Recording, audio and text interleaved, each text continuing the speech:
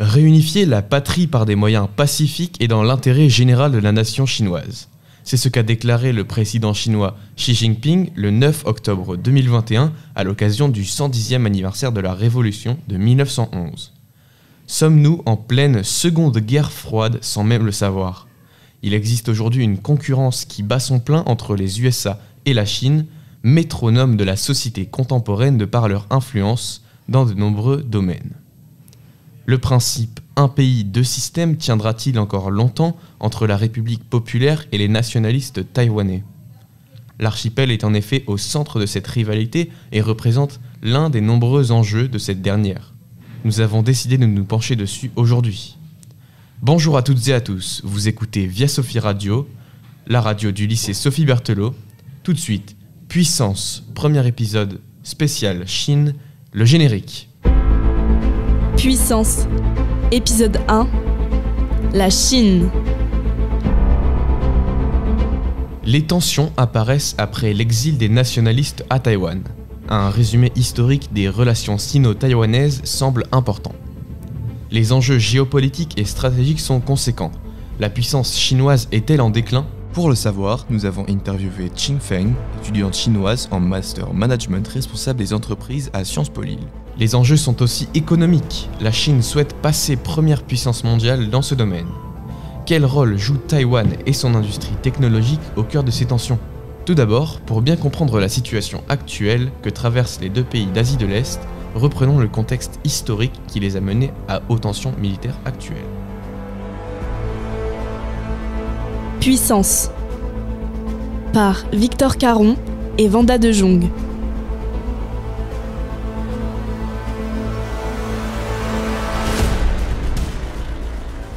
Taïwan est une île de 23 millions d'habitants située tout près de la Chine. L'île fonctionne comme un pays traditionnel avec un drapeau, un gouvernement et une dirigeante, Tsai Ing-wen. Pékin revendique sa supériorité sur l'île et prône le fait qu'il n'y ait qu'une seule vraie Chine, tout en affirmant représenter Taïwan à l'ONU depuis plus de 50 ans maintenant. Mais l'actuel président chinois Xi Jinping affirme depuis 2013 sa volonté de réunification, faisant craindre une attaque militaire. Petit retour en arrière vers la fin du 19e siècle. Après 2 siècles sous domination de la Chine impériale, la première guerre sino-japonaise laisse Taïwan sous domination japonaise, et ce pour près de 50 ans. Durant cette période, l'île développe son économie en démarrant un processus d'industrialisation. Après la Seconde Guerre mondiale, Taïwan repasse sous domination de la République chinoise sur décision des Alliés. La Chine connaissait alors 2 courants politiques majeurs depuis 1911, le Parti communiste chinois, aussi appelé PCC, et le Kuomintang, mouvement nationaliste. Ces 2 partis prendront rapidement les armes l'un contre l'autre. En 1949, le PCC de Mao Tse-tung l'emporte. Un exode vers Taïwan est inévitable pour 1,5 à 2 millions de Chinois nationalistes, ce qui provoque la séparation de la Chine en 2. D'une part, la République populaire de Chine, telle qu'on la connaît aujourd'hui, et d'autre part la République de Chine, siégeant à Taïwan et sur d'autres îles alentours. À l'époque, les USA reconnaissent Taïwan en tant que Chine qui se bat contre le communisme. Cet élan solidaire ne durera pas indéfiniment, puisque le nombre de pays reconnaissant une légitimité à Taïwan a considérablement baissé au profit de la République populaire de Chine.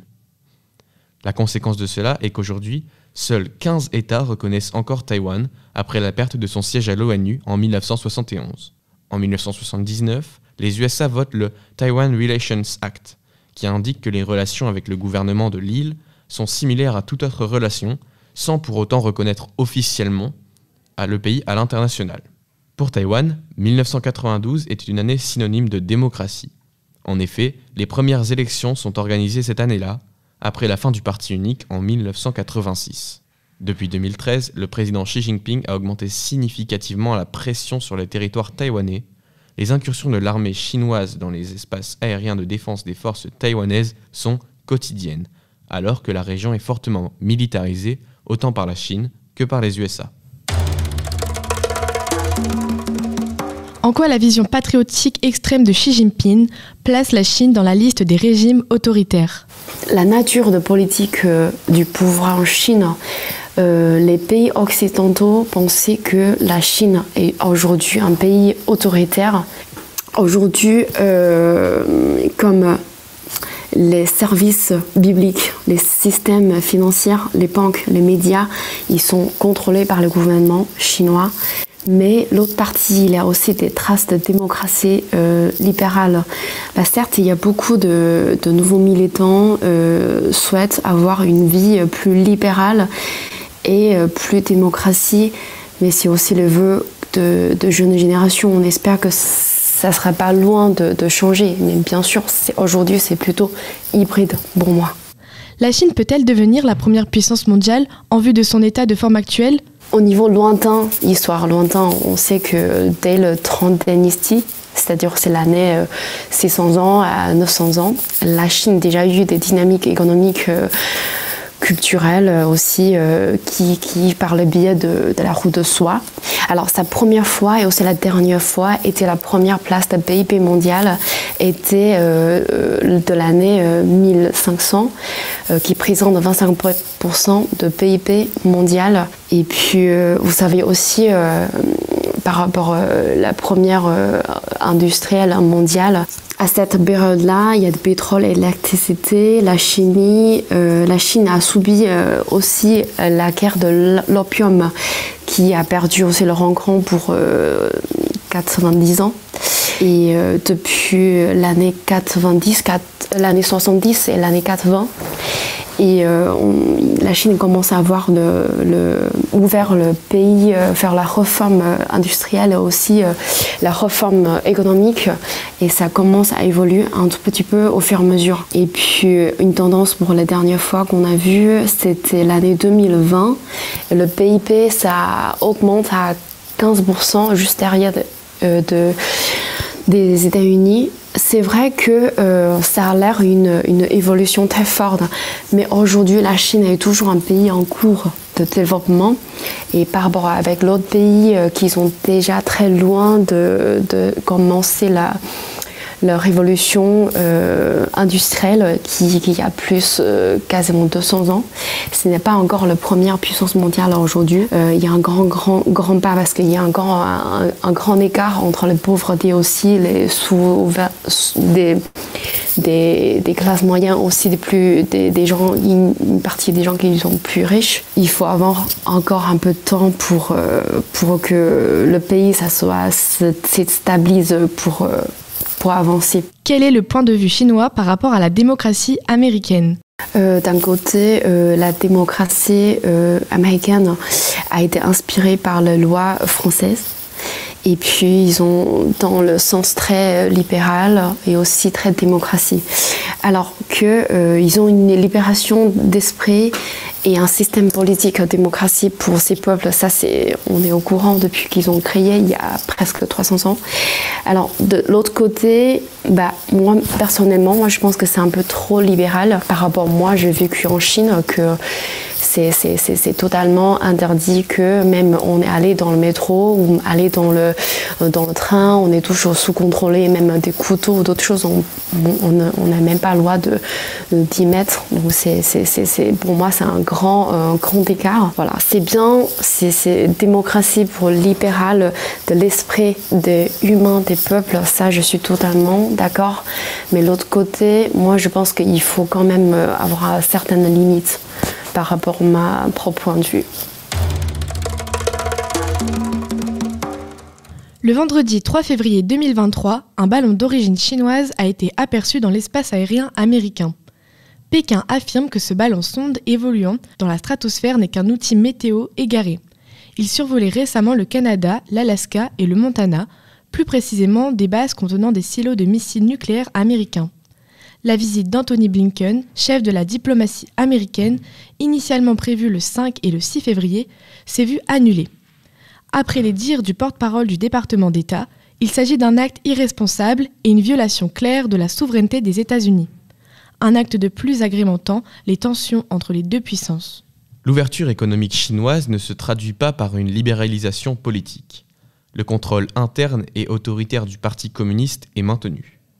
Dans les années 1990, la Chine devient un partenaire commercial majeur pour les principales puissances à travers le monde. Sa puissance économique est fondée sur le faible coût de la main-d'œuvre et l'exportation de produits manufacturés. Tout ceci est facilité par son adhésion à l'OMC en 2001, une organisation internationale qui s'occupe des règles concernant le commerce entre les pays. Bien que son premier partenaire soit les États-Unis, la Chine investit de plus en plus dans les autres pays émergents et en Afrique. Depuis 2010, le pays possède le deuxième PIB au monde, devant le Japon et derrière les États-Unis. Depuis l'arrivée de Xi Jinping au pouvoir, les autorités n'hésitent pas à faire preuve de dirigisme, dans le but d'accéder au premier rang économique mondial. Le dirigisme se définit par une importante intervention de l'État dans le système économique afin de réguler l'activité des marchés. Les nouvelles routes de la soie sont un projet de création d'infrastructures dédiées au transport de marchandises, de la Chine vers l'Europe, en passant par l'Asie centrale et l'Afrique. Xi Jinping, après avoir annoncé ce projet en 2013, parle d'un projet pour le siècle à venir qui sera bénéfique pour le monde entier. En premier lieu, le projet fut présenté comme un plan économique visant à désenclaver la Chine, s'éloignant encore un peu plus de l'isolationnisme historique de l'Empire du Milieu. Mais aujourd'hui, le projet s'avère être une opportunité économique, politique et stratégique pour la Chine face aux autres pays émergents comme la Russie et l'Inde. Le positionnement de bases militaires chinoises en fait un passage stratégique. La mondialisation est recentrée sur le continent eurasiatique dans les intérêts chinois. Selon le dirigeant chinois, d'ici à 2050, la Chine devra se hisser au premier rang du monde en termes de puissance globale et de rayonnement mondial. Malgré cela, le projet présente des faiblesses. La Chine pousse les pays concernés à s'endetter dans le but de créer de nouvelles infrastructures. La Chine est donc accusée de manipuler les économies partenaires dans ses propres intérêts.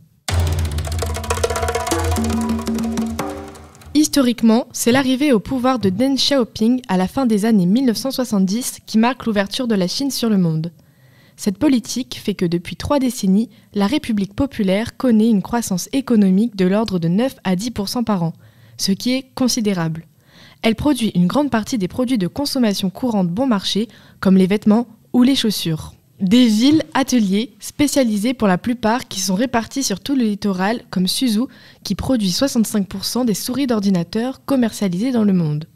Dans le secteur recherche et développement, la Chine se situe au 3e rang derrière les États-Unis et le Japon. Les infrastructures nécessaires à cette croissance ont fait l'objet de programmes ambitieux dans le domaine des télécommunications, des équipements de transport, sans oublier la réalisation gigantesque comme le barrage des Trois Gorges.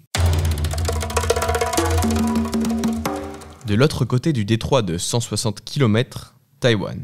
22e puissance économique mondiale, 36 000 km² de territoire et 23 millions d'habitants. Cet archipel a toutes les caractéristiques d'un État autonome. Il bénéficie d'un statu quo qui prône la politique de la seule Chine, qui fait que Taïwan n'est pas un État indépendant, mais conserve un statut autonome et la Chine n'engage pas d'action militaire. Mais ça, c'est sur le papier. La forte présence militaire américaine dans le Pacifique conduit les Chinois à se préparer aux éventuelles attaques. Lorsque la sénatrice Nancy Pelosi s'est rendue à Taïwan durant l'été 2022, la Chine a vu en cet acte un aveu d'opposition des USA, marquant le début d'un froid diplomatique entre les deux pays. En termes d'économie, Taïwan est le leader mondial dans la production de semi-conducteurs. Un semi-conducteur, c'est un composé chimique solide qui peut conduire l'électricité sous certaines conditions, permettant de contrôler le courant électrique. Mais ne nous égarons pas dans les explications technologiques, l'entreprise TSMC est le principal fournisseur des géants du numérique comme Apple. Il existe une concurrence sino-américaine concernant le marché technologique à laquelle la Chine est dépendante mais souhaite s'en désengager et prendre son indépendance. Les États-Unis craignent les futures actions que pourrait mener la Chine envers l'archipel. Leur supériorité technologique serait alors remise en jeu. C'est pourquoi ils appliquent des sanctions aux entreprises fournissant des composants à la Chine, souhaitant garder leur prépondérance sur le marché au point d'envisager la délocalisation de certaines usines vers l'Arizona. Un débarquement chinois sur les côtes taïwanaises serait assez coûteux en termes d'unités à déployer, mais plus généralement en termes d'économie militaire. Cette opération serait à la fois la plus ambitieuse, mais surtout la plus risquée de l'histoire. Cela provoquerait de nombreux dommages collatéraux sur l'île. Selon une étude menée sur les effectifs militaires, le nombre de soldats minimum pour conquérir et assujettir un territoire est de 20 pour 1000 habitants. Si l'on convertit cela à la population taïwanaise, cela signifierait que l'armée chinoise devrait compter minimum 400 000 soldats. En réalité, pour la faisabilité de l'opération, la Chine devrait envoyer près du tiers de leur effectif militaire, soit 600 000 soldats, à l'assaut de l'archipel. De par la situation géographique, un débarquement sur les plages serait trop risqué. C'est pourquoi de nombreux avions militaires seraient réquisitionnés pour bombarder l'île en continu. Dans l'attente d'un conflit, Taïwan pourrait démarrer la fortification de ses rares plages pour éviter un débarquement maritime. Bien sûr, une quelconque opération militaire mène directement à une escalade avec les États-Unis et la menace d'un nouveau conflit mondial n'aurait pas été autant présente que depuis la crise de Cuba en 1962. Merci à tous d'avoir écouté Puissance la Chine. Merci aux intervenants qui nous ont accordé du temps pour leurs interviews. Merci à Victor Caron à la rédaction, accompagné de Vanda de Jong à la présentation. Un grand merci à Anthony Fontaine à la technique et à l'administration du lycée. C'était Puissance épisode 1 spécial Chine sur Via Sophie.